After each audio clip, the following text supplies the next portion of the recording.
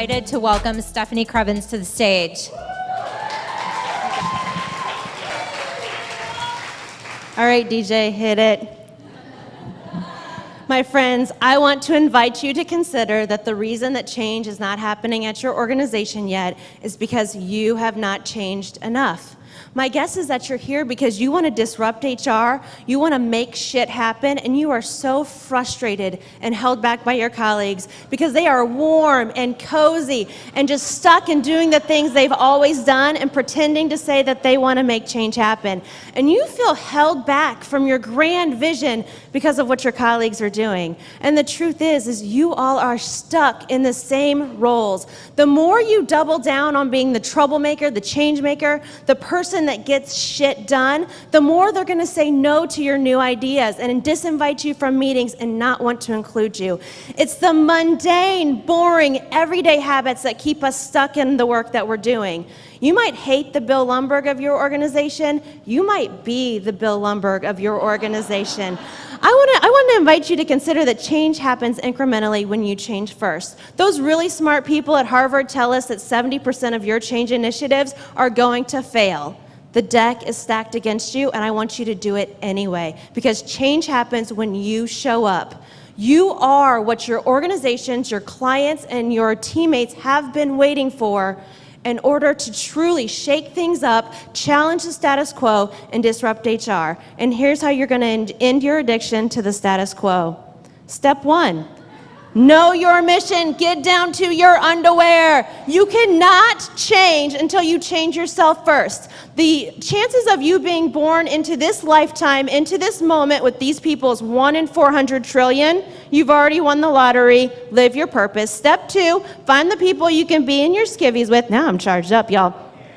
They know you. They trust you. They are going to be honest with you. They're going to hold you to your big, bold, grand vision for your life. Step 3, have a big, grand, bold vision for your life. I have known for a long time that my purpose is to help you discover your purpose. This is the thing that I latch onto when things are so hard that I need to eat a can of Pringles.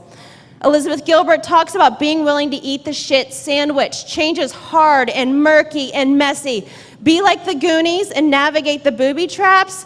Do not go home when the adventure gets really scary. Recognize that change is evolutionary. Airbnb is a known change maker, but VRBO existed long before they did. Your role is to not upend everything overnight, but instead to find the next best step. Change happens with other people. You cannot do this work alone. You need to know the motivations of your teammates, know your own motivations so that you can share that with others. And if you don't know what keeps them connected to the work, you need to ask them.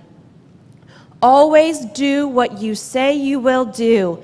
Consistency in showing up earns you trust. Trusted leaders are followed. You need to be the type of leader that people want to work with and are willing to follow because you do what you say you will do. Celebrate the big and the small wins with your people. Acknowledge people and have gratitude for the fact that they show up for the hard work, that they are willing to take the small steps towards the big actions because life is hard and we need to show people that we appreciate and we care about them. The universe has brought us one Mother Teresa, and you are not her. You are not a martyr for the cause. You might think it's easier to leave your organization, but you're going to have resistance wherever you go. You are called to a higher purpose, a grander vision than what you are doing today, and I want you to start tomorrow at 8 a.m. to make shit happen. Here's the deal. You get to decide what kind of leader you want to be. You can be the tipping point leader, the person who organizes the resources so that new initiatives can happen, like the 1990s New York police chief who cut the murder rate in half in just 2 years, because big risks have bold rewards.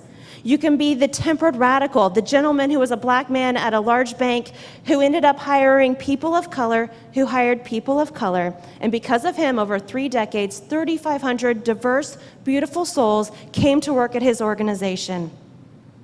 2 years ago, I sat in your seat, and I was still nervous then, just listening. And a picture of Nancy Reagan came up on the stage. It didn't click with me who she was, and I said so. And this woman goes, "Oh, you're too young." She touched on one of my insecurities, and she announced her stereotypes. Please do not do that to people. Make change happen by connecting with them, not telling them how right you are. This is for you all. Cassie, you can make shit happen. Jose, you can make change happen. Liz, Nick, do something important tomorrow. Thank you.